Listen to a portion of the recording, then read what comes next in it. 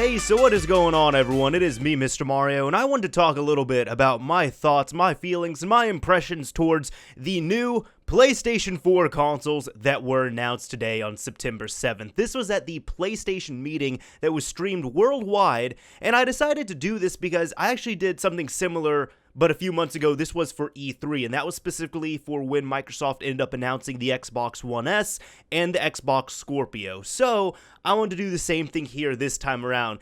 And first off, I got to say, dude, Sony, you need to keep your stuff under wraps, because there were a few surprises here, but for the most part, when I'm gonna say all this information, it's like, well, this is actually stuff I'd been seeing for the past few weeks on the internet. And on top of all of that, it was kind of apparent, because some people might say, oh, well, you were hearing rumors, but none of them were confirmed. Listen, when people were talking about the PlayStation 4 Slim, when Eurogamer and the people from their Digital Foundry end up confirming the PS4 Slim is legitimate and real, and finally, when Sony does the scumbag move and starts DMCA striking anyone talking about the PS4 Slim or even showing photos of it, that's pretty good proof that it is legitimate and has not been officially announced yet. But I digress. That was the first thing that was announced here, which is the PlayStation 4 Slim. Now, for anyone that does have a PS4, this is the same damn thing, except it is slimmer, lighter, and more energy efficient. We don't know the exact specs on it, because they did not say that specifically. By specs, I mean, how big it technically is going to be and everything. I'm sure you can find them online, though, because the PS4 Slim has been out in the wild for quite a bit. We also don't know how much energy itself it is going to be saving, so I don't know the wattage on this thing, but it is just really going to be the same thing. It's not like it's going to have 4K capabilities. It's not going to have anything added in there. If anything, it's just, again, lighter, it's smaller, it's going to use less power, and hopefully it's going to run cooler and quieter. That's what I can hope for. Now, if you listen to the press conference, they were very specific about their wording, and they said something along the lines of, it should be in stores by September 15th. And what that leads me to believe is right now, because that is 8 days from now, that is going to be kind of like the cutoff point where it's like, okay, that is the official release date. However, different stores worldwide are going to be getting the console at different times, and I'm not sure what their embargoes or street dates are, but I'm pretty sure that's going to be kind of a staggered release. So I'm sure there's going to be multiple stores and territories that are going to be selling this before that release date, and it's probably going to be legal as well too, but it sounds like that's just the date that they predict, or they set up that everyone should have the console for sale, but I'm sure it's going to be sold at local retailers prior to that date. Now, it's going to be $299 or $300, at least US dollars, and honestly, if you're wanting a PlayStation 4 and you don't have one and you really don't care about the 4K capabilities or anything, this would be a good model to get. Now, honestly, if you're coming from the regular PS4 and you're wanting to get the Slim, I don't see that much of a need to, personally, just because this is really, as I said, the exact same thing, just different form factor. That's about it. Some people might even be asking why they decided to make the Slim. Well, honestly, the PS4 is about 3.5 years old at this point. We don't really want to think about it, but it's kind of an old console, and because of that now, when the PS4 first came out, it was $400. At this point, Sony has figured out how to cool the system more efficiently, how to build the same system in a smaller form factor and use less money, so therefore, they can end up saving money, and we even saw this with the PS4 refresh. There's already been a few different models of the regular PS4, and the newer ones, instead of using a glossy plates, they use a matte black finish for the whole thing. Instead of using sensors for eject and power, they now use actual buttons. Those two are just little details right there that will save Sony a bit of money. So the reason why they're doing this, to save money in production costs, and because of that, they are going to pass it on to consumers by selling this for $300. Now, the big thing here was the PlayStation 4 NEO, or the PS4K, which is now officially called the PS4 Pro. And by the way, I just have to say, I actually really like this name. I do like the name. I think Sony did an awesome job with it. And this system, it's going to have 4K resolution output. It's going to have HDR capabilities. They're going to have a double powered GPU on there. By that, I mean it's just they're taking the GPU and they're doubling the power of it. It's going to have a faster clocked CPU compared to the regular PS4. And then they've also said other things. For example, it's going to have a 1 terabyte hard drive, forward compatibility, which I'm going to get into.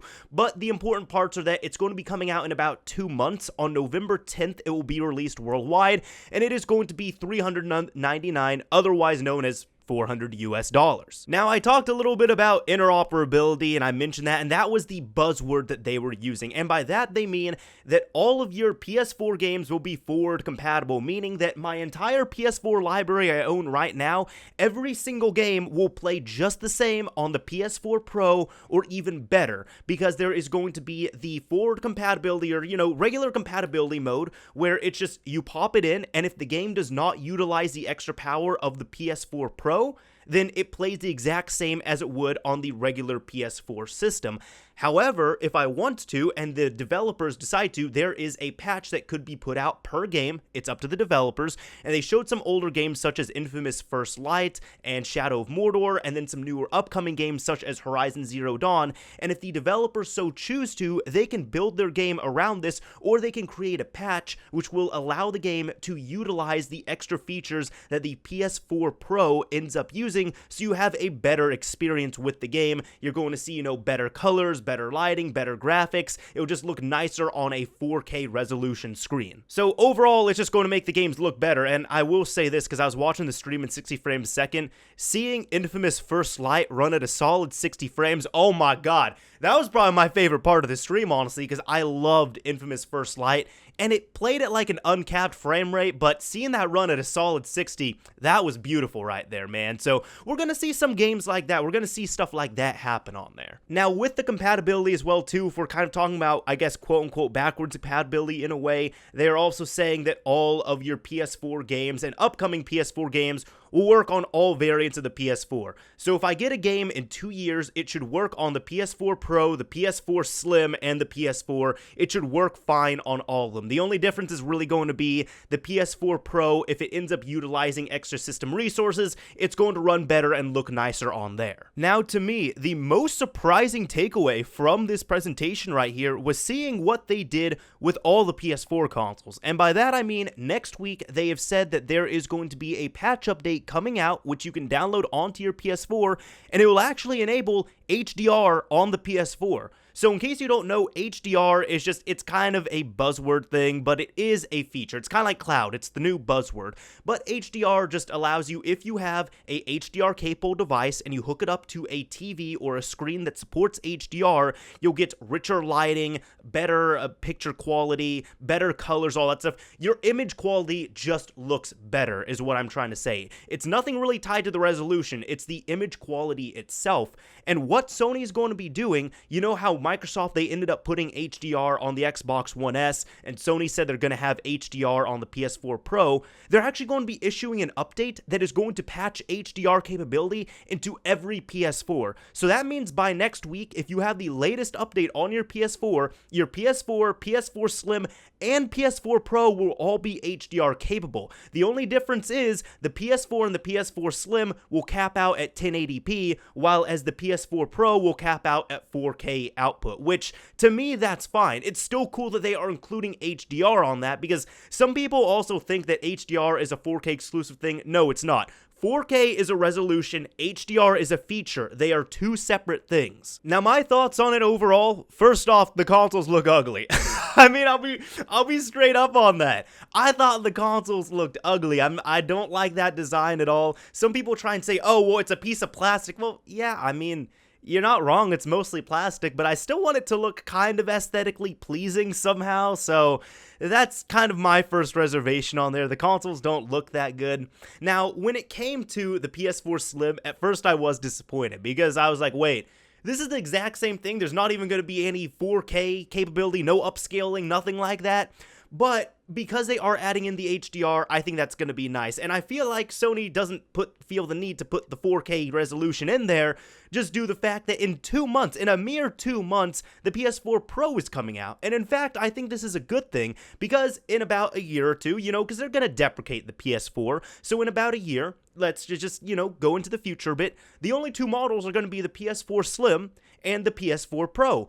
One of them will have 4K, one of them will not have 4K. The 4K one is going to have more features. It's going to have more power to it.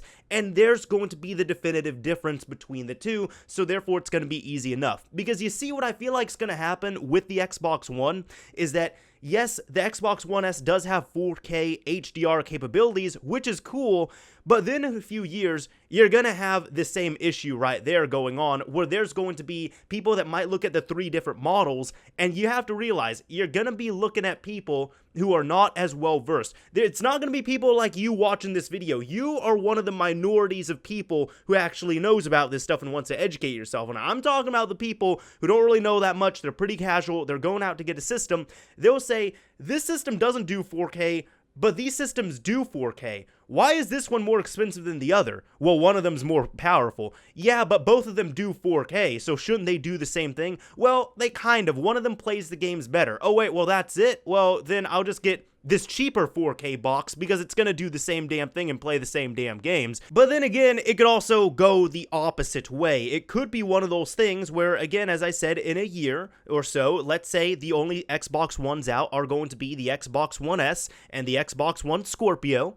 Both of them are going to have 4K out of the box. Both of them are going to have HDR, so they're going to have the same top resolution and HDR features. It's just one of them is going to be more powerful than the other. So anyways, I think both companies, what they're doing, are okay, at least so far. Now really with this, especially with the inclusion and backporting HDR onto all the older PS4s, not only it shows to me that Sony was really forward thinking with the PS4 in terms of development when it first came out in 2013, but also I like that they really didn't make me feel like I'm completely losing out on not having the latest PS4, you know? Because even with that, I was kind of thinking about it, I'm like, you know, I do want the PS4 Pro, but I really don't have a need. I don't feel like I want to buy the PS4 Slim. Like, I'm perfectly happy with my regular PS4.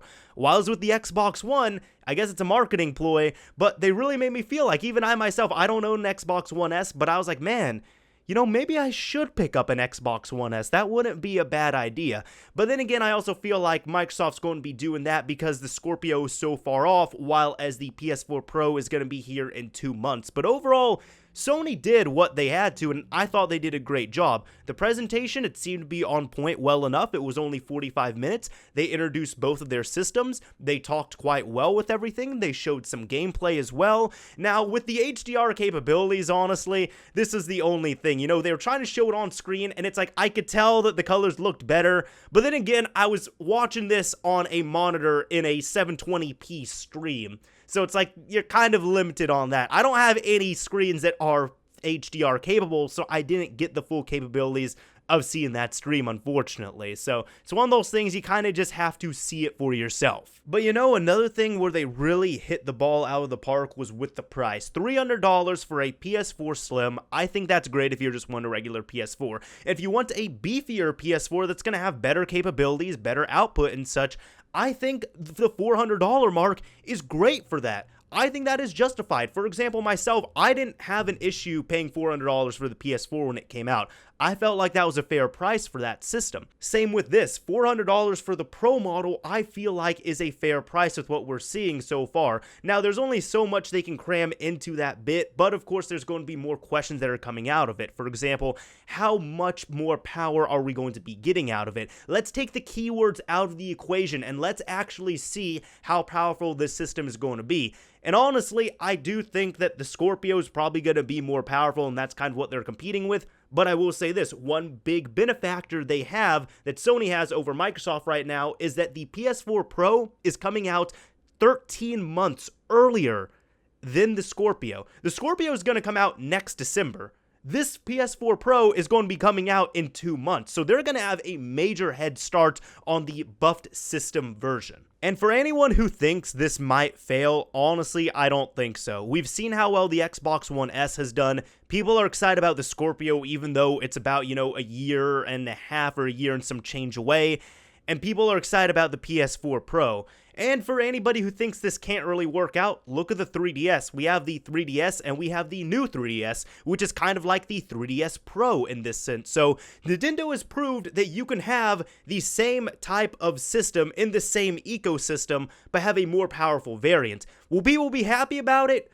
Probably not, but it can still sell pretty well. I mean, hell, we even have to think about this. Nintendo is the type of company where they released a new system that was more powerful in the same ecosystem as a currently existing handheld console, and they didn't even include a power cable with it. We gotta think about that. Nintendo managed to make a success out of a system that didn't even come with a damn power cable. Now take from it what you will. Some people will think that's genius, other people will think it's horrible, but hey, the thing is the numbers don't lie on there. People are going out and buying and upgrading, and it seemed to work out well enough for them. So my thoughts on all this so far, honestly, if you're wanting a beefier PS4, you're wanting that definitive experience, especially for VR, that's going to be a whole other thing. The PS4 Pro, that's probably going to be the system that you're going to gun after. If you just want a regular PS4, I'd say, you know, now would be a pretty good time to get the regular PS4. I'm not talking about the PS4 Slim. I'm talking you could probably get a regular PS4 for a pretty good price right now, and it's going to have the same capabilities as the PS4 Slim. And with VR, I also want to talk on that because I am getting PlayStation VR. Now, I do have a regular PS4, and I'm probably going to be getting the PS4 Pro, so I'll try it on both.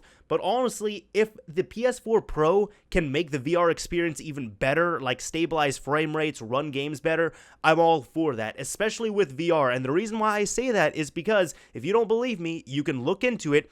VR is very demanding, and it also requires the games and all that to be run at a stable and higher than normal frame rate. Because I'll put it like this, if your frame rate is all over the place, if your frame rate's not stable, you're gonna vomit. Like, I'm not kidding on that. You will vomit, you will get sick, you will fall down. So that is one of those things where it's like, oh no, it doesn't matter if the frame rate goes up and down. Yes, it does. For VR, unless you want to get sick and vomit all over your TV, you're gonna need that nice locked frame rate. Anyways, overall, those are my own thoughts and feelings and impressions over the PS4s coming out. So what did you all think of them? Are you all going to be picking up a PS4 Slim or a PS4 Pro? Do you have a system that you're going to be trading in? Are you staying with that? What do you all think of this? Because I'd like to know your all's thoughts. And if you enjoyed this video, it'd be nice if you liked the video. But if you didn't like it at all, you can also dislike it as well too. Anyways, it's Mr. Mario signing off. Thank you all for watching, everyone.